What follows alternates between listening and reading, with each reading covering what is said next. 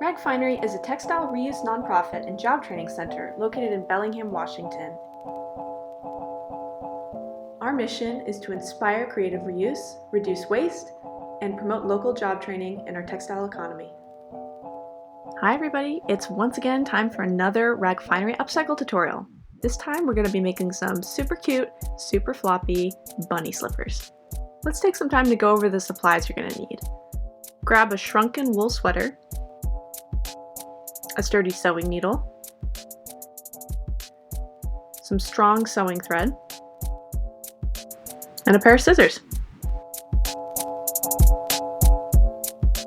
You'll also need embroidery floss. There are specific words we're going to use to refer to parts of our slipper, like the sole. That's the bottom of the slipper.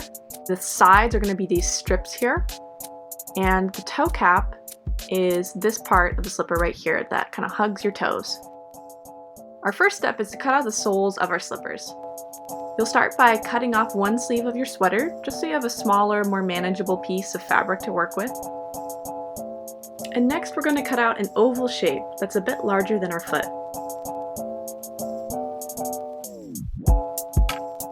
In this example, I'm cutting through both layers of the sweater to make two soles at once. But it's also okay to do one at a time. As you cut, try to leave a border around the bottom of your foot. This will just give you a bit of cushion for when you have to adjust things later.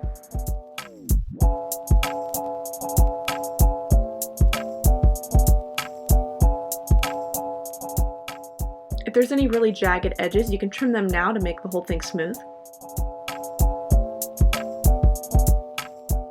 Our second step is to cut out the toe caps. Cut off the other sleeve of your sweater.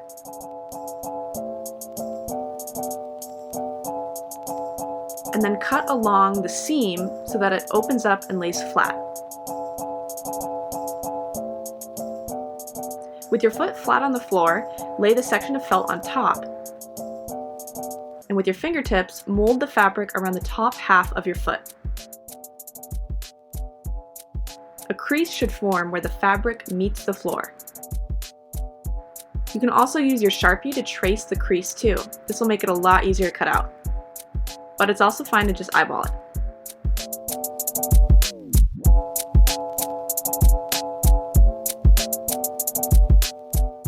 You can test out the fit by placing your foot on the sole and laying the toe cap on top.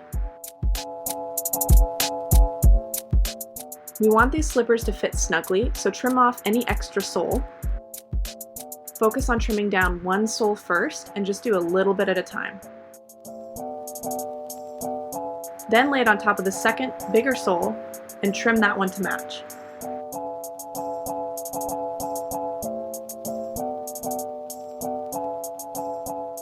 Test the fit again and trim it down. Repeat this process as much as possible until your feet feel snug as a bunny hug. Cut out a second toe cap using the first as a template. Our third step is to cut out the sides.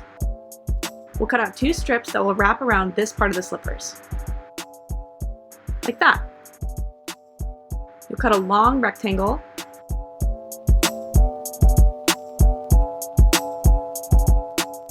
and then trim the ends to make sure they're square. Cut out a second strip. You can use the first one as a template.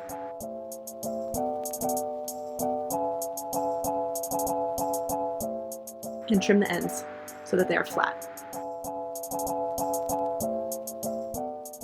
Now we're going to check to see if the strips are long enough.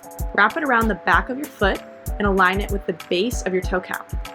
And you want the strips to overlap with the toe cap so that you have some extra length.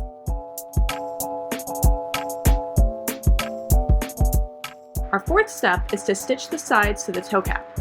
Pull an arm's length of sewing thread from your spool, thread your needle, pull your thread through,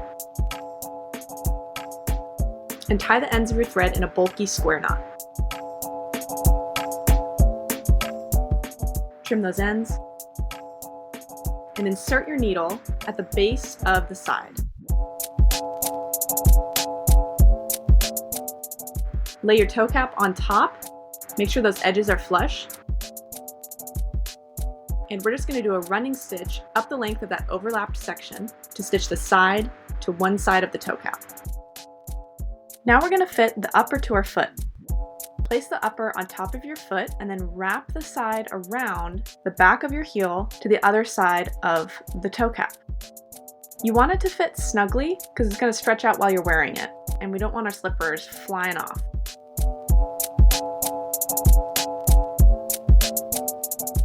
Use a running stitch to sew the other end of your side to your toe cap.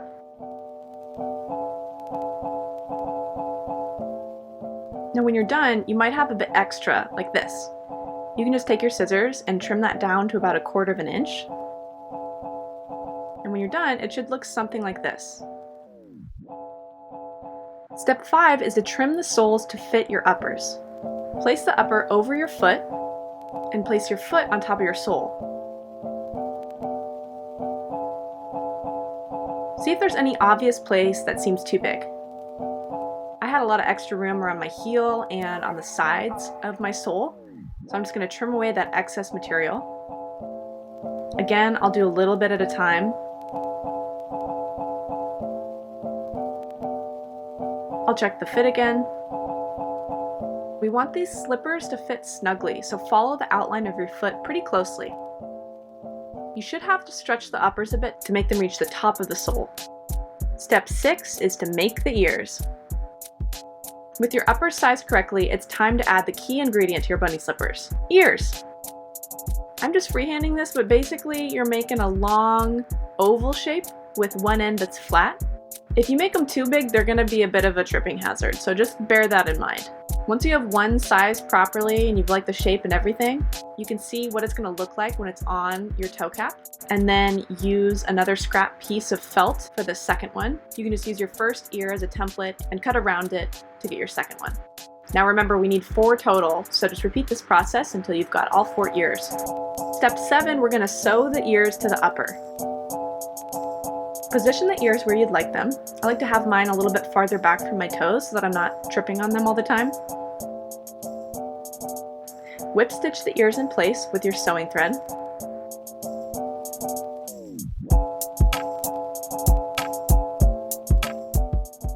And then tie a knot to finish. Trim those tails and repeat on the other ear until all 4 are attached to your uppers. Step 8 is to embroider the eyes. Take your Sharpie, and while the upper is still on your foot, mark the placement of your eyes.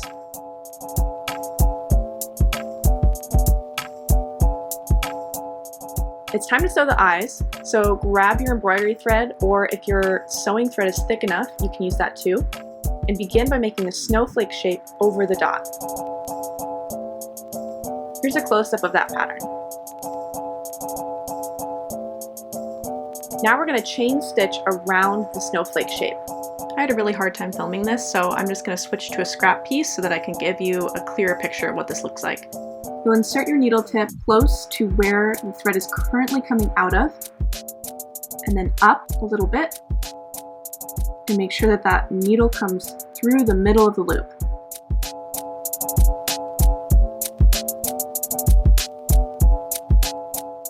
When you're done, bring your needle tip to the back of the fabric and then tie a knot to finish.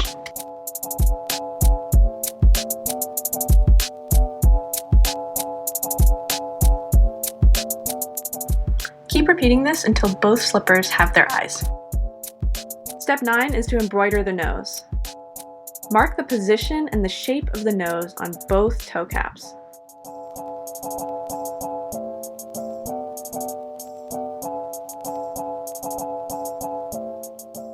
With your pink yarn or thread, cover your marking using a satin stitch.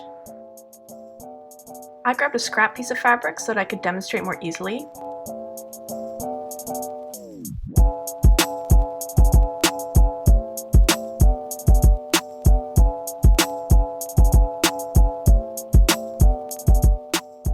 As always, when you're done, you'll tie a knot to finish.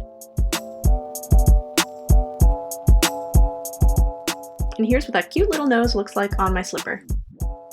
Our last step is to sew the upper to the sole, and this is going to take a while, so make sure you're in a comfortable position.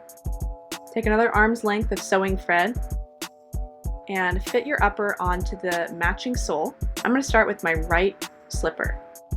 You can pick any part of the slipper to start sewing, but I thought it would be easiest to start at one end of the slipper, so I'm starting at the heel. And the reason for this is that when you stitch around a curve, things can sometimes get misaligned. So I thought it would be best to start there and make sure everything lined up really well so that I wouldn't be in trouble later. Since it's really difficult to get a clean shot and also pay attention to what I'm doing, I'm going to demonstrate this technique on 2 scrap pieces of felt, just so it shows up a bit better and it can be really clear. So if you were doing this on your slipper, that top piece might be the sole and the bottom piece might be the side. Go down into the piece below, pull your thread through, up, over, through, down, over, and through. Uh-oh. And you can cinch this tight every so often. That's going to hide your stitches.